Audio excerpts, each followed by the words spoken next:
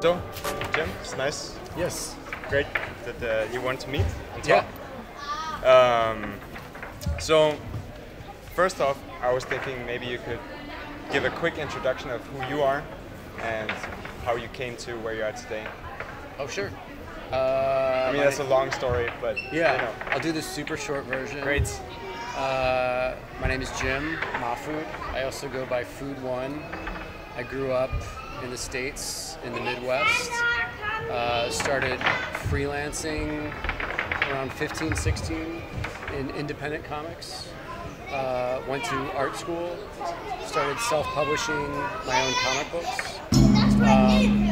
Got hired by Marvel Comics in 1996 to produce X-Men one-shot called Generation X Underground. That led to me meeting Kevin Smith. That was not a normal X-Men book. Yeah. Yeah. Very strange. Very strange. Black and white one-shot. Yeah. Which I wrote and drew and lettered. Yes. And I went to San Diego Comic-Con in 1997. Met Kevin Smith and the Oni Press guys when Oni first formed, and wound up getting the job illustrating Kevin's Clerks comic. And that kind of started my whole professional art career. So since then it's been freelance illustration, advertising work, character animation stuff, and then doing comic books, obviously. So you're very much doing your own thing. Like it's very much the Jim Mahfood thing. And maybe you could talk a little bit about what the comic book industry looked like when you got in that might have caused you to go your own way. The mid-90s were very strange because the early 90s bubble had burst from all the speculator stuff, all the Image Comics original stuff. So in the mid-90s, comics were in like a very strange place. I was trying to break in as an inker and getting rejected at every convention I went to. So eventually I just decided like I'm just going to write and draw my own material and go the indie route. So literally independent, you know. Yeah. And do my own like kind of unique look, my own unique style. I kind of figured that out early on is to like stand out from everyone else. Yeah. Because my favorite artists are all artists that stand out. Yeah. Whether it's like Jamie Hewlett or Mike Mignola, you can recognize their art from just one image. And I kind of wanted to try to do that for myself. Like it's just like good branding, you know. So that helped me a lot, kind of carve my own path into comics, and not necessarily rely on Marvel or DC or mainstream, but rely more on just my own brand, selling the work. Sure. And I guess by being kind of deciding to do your own thing from early on, it also helped shape more and more what is your own thing, because you had all that time to do you. Yeah. It was a nice evolution of figuring it out as I went along, you know. But the only strange thing about that is when you start young, getting your work published, all your early mistakes are in print forever for everyone to see. So as long as you can get over that, I mean, it's kind of funny and charming to look back on it now, but there's stuff of mine that exists from 25 years ago. Name of the game. So you have to kind of accept like your growing pains are going to occur in public. Yeah, for sure. But that makes a lot of sense. Yeah, that's okay. So I wanted to talk to you about your newest book, Girl Scout Stone Ghost. Yes. Even though it's not quite the newest in the Girl Scout universe, you have the webcomic too. Oh, sure. But the Stone Ghost series, could you quickly like tell what is that series? Yeah, well, Girl Scouts is a creator-owned comic I've been doing off and on since 1995 when I was in college. So there's been different versions of these characters. They're basically girls that deal marijuana and go on psychedelic adventures. Very much inspired by Tank Girl, mixed with like 80s schlock movies. Yep. So the newest series, I decided to introduce a brand new Girl Scout character. There's a new character named Dio. It's a science fiction story, which I haven't really done before. It takes place in outer space. And Dio is sort of like a heartbroken character, which I haven't really done before either. And I had one of my best friends pass away in 2017 from brain cancer. So I didn't want to do a story directly about him, but I incorporated a bit of his story into Dio's story. She's lost the love of her life. Right. So her love is kind of based on my buddy Jeff, and talking to Jeff's widow about specific aspects of his passing and his sickness. Some of it I incorporated directly, There's some very specific word for word, like into Dio's story. Yeah. So it was kind of the most emotional thing I did, but then I also juxtaposed that with the batshit insanity, psychedelic nature of my work and having humor, violence, this outer space setting, and a cast of really interesting and strange, bizarre characters. Yes. So to me, the biggest challenge was balancing all these things. And how was that process for you? Since the previous series, like in the Girl Scouts universe, the previous books has had less of that. I mean, it's definitely got heart, all of it. Yeah. But it has less of that like emotional. Here's a broken human character who goes on an emotional journey. Right.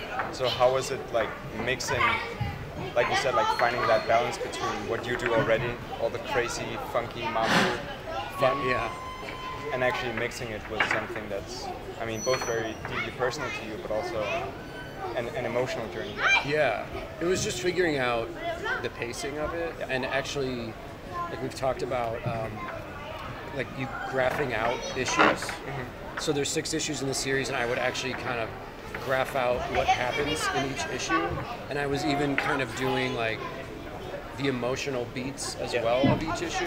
And I did something that's like really easy and sort of a cheat, which is in each issue we have a flashback. Yes. With Dio talking about her and her love. So it's a very easy and obvious storytelling technique, and it's visually it's even different where the pages look like they're printed on like yellow notebook paper. It's like a diary comic style. Yes. Yeah. So the reader immediately knows like, okay, this is happening in the past. This is from Dio's perspective.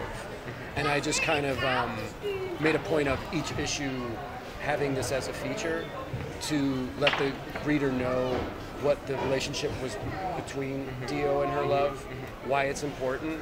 And so that was kind of the serious beat of each issue. Yeah. And then after those flashbacks, usually something very funny or ridiculous or violent happens to bring the reader back into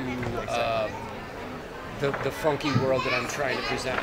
Because even though there's serious elements in each issue, I don't want it to be totally serious. And I also didn't It's not like you know. It's Right. not like, it still has to be you. Yeah. It's all the funkiness and all the fun. Totally. And I also didn't, like, when I was writing all this, I didn't know that COVID was going to happen. Right. So I definitely didn't want to do an entire comic book series that's just a bummer. Yeah.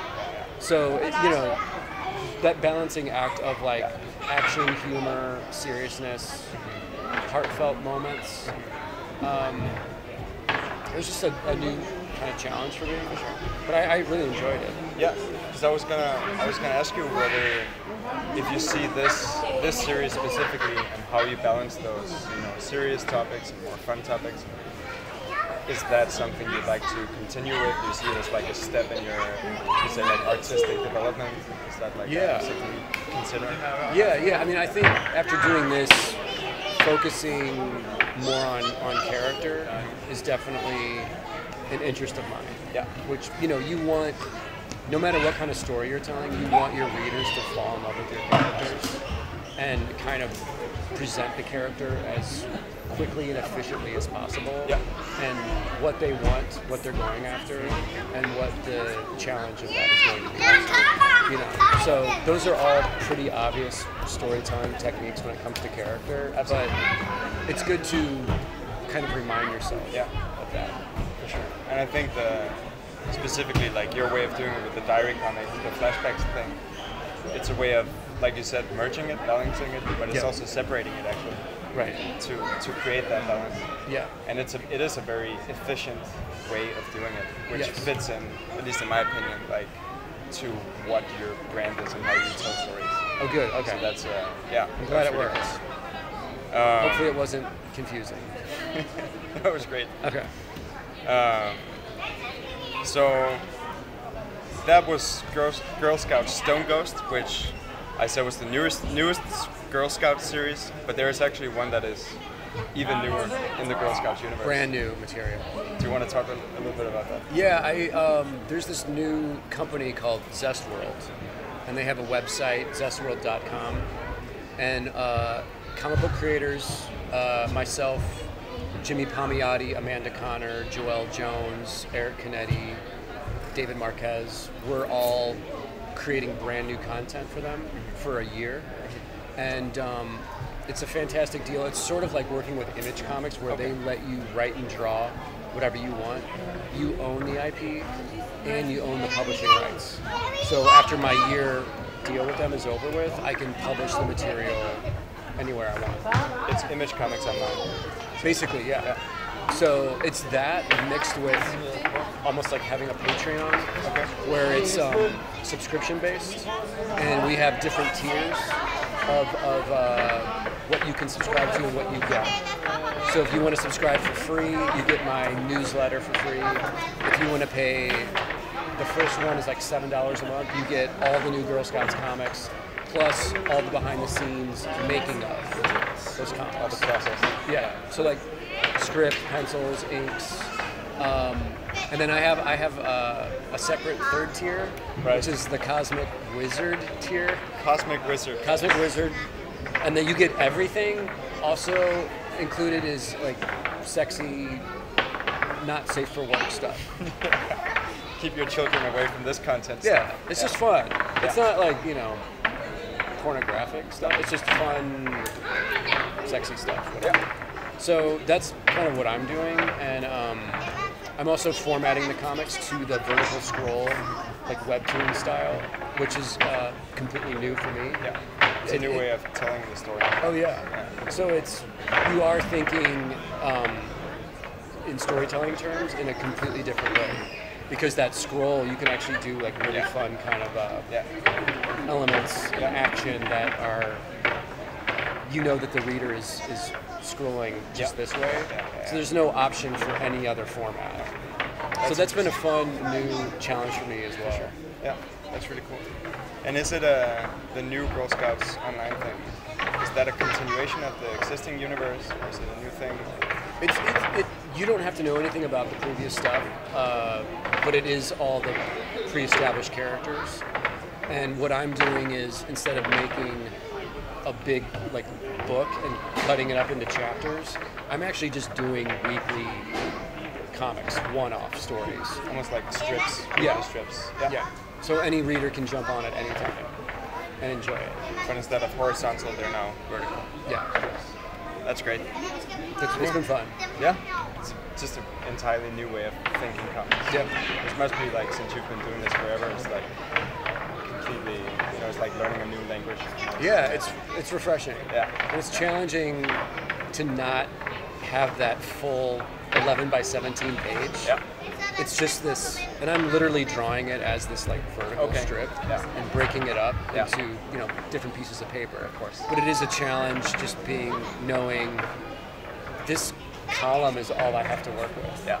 But I'm enjoying it. It's cool. That's really cool.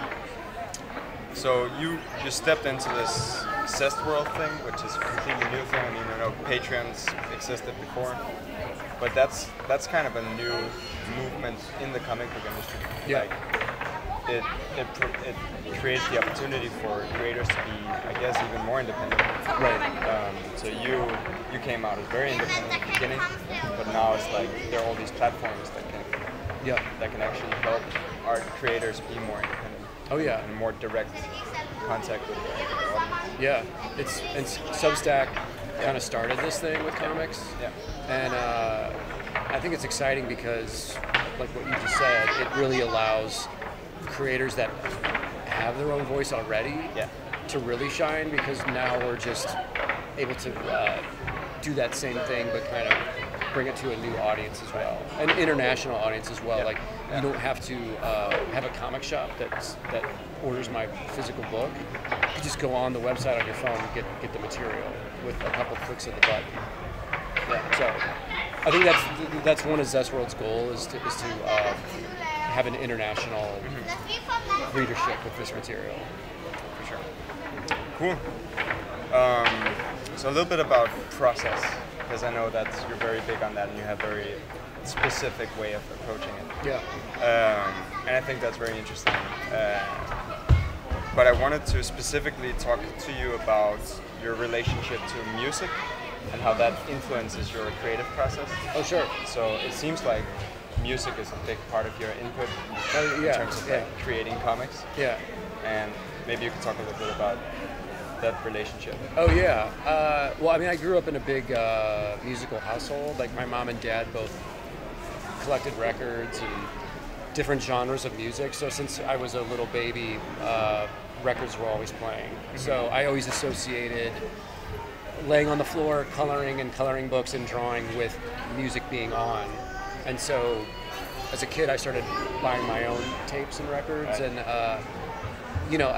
as soon as I figured out there's a correlation between the energy of music with making marks, drawing, that became kind of a fascination of mine.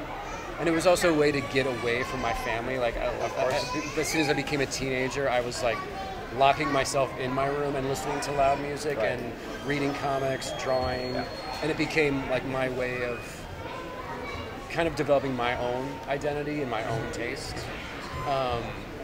And it was just something that I always associated the two together. Mm-hmm. So, and then to take it even further, like the style that I work in, that I've created, there are elements of the actual drawing style that kind of reflect the rhythms and movements of music. It's very apparent in your work. Like it feels like music. Oh, good. At the time.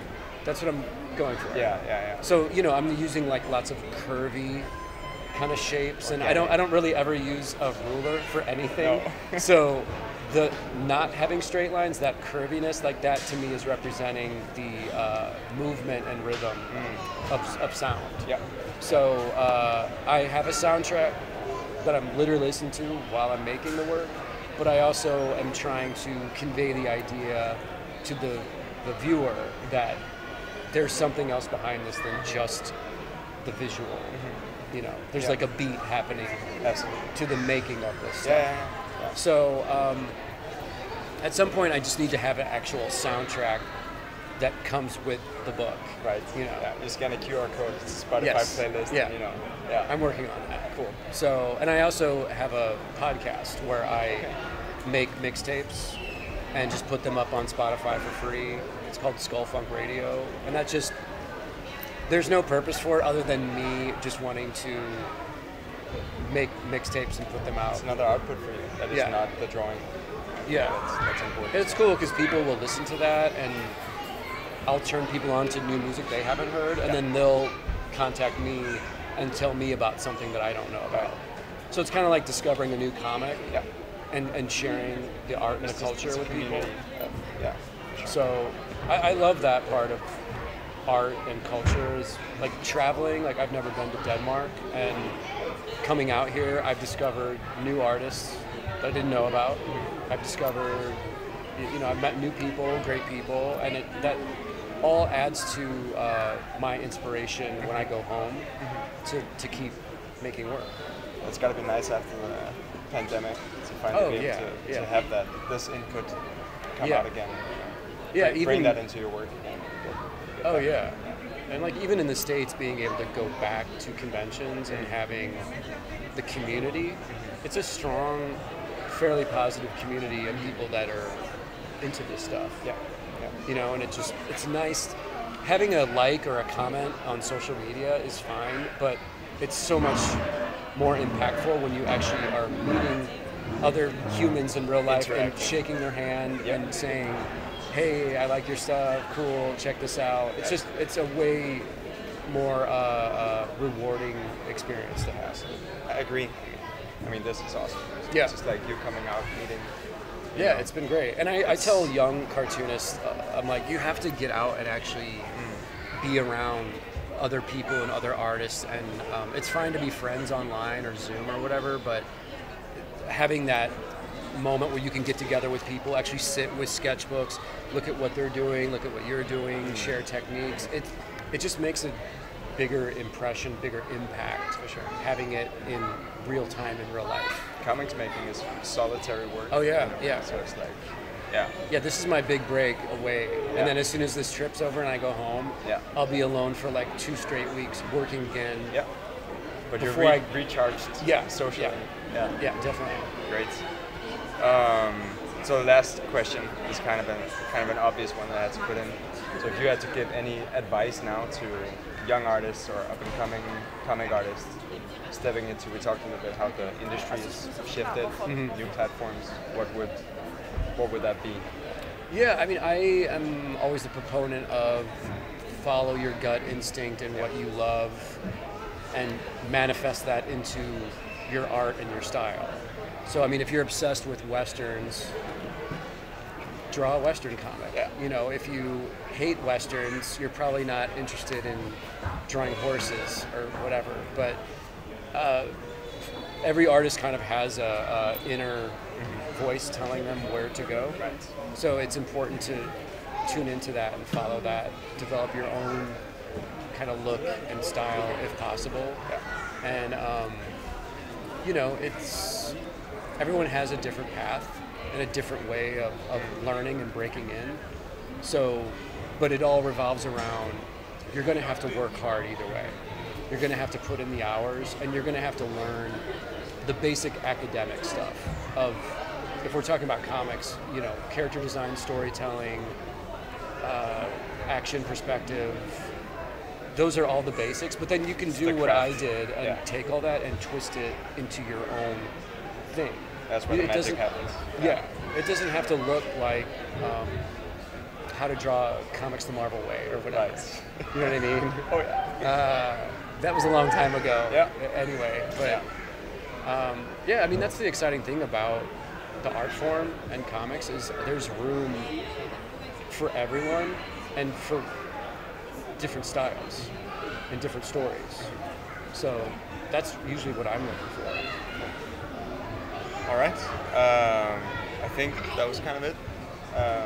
Unless you have anything else you want to add?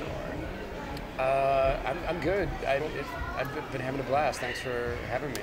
Thank you for talking. Oh, of course. So nice. Yeah, of course. Thank you, guys. Thanks.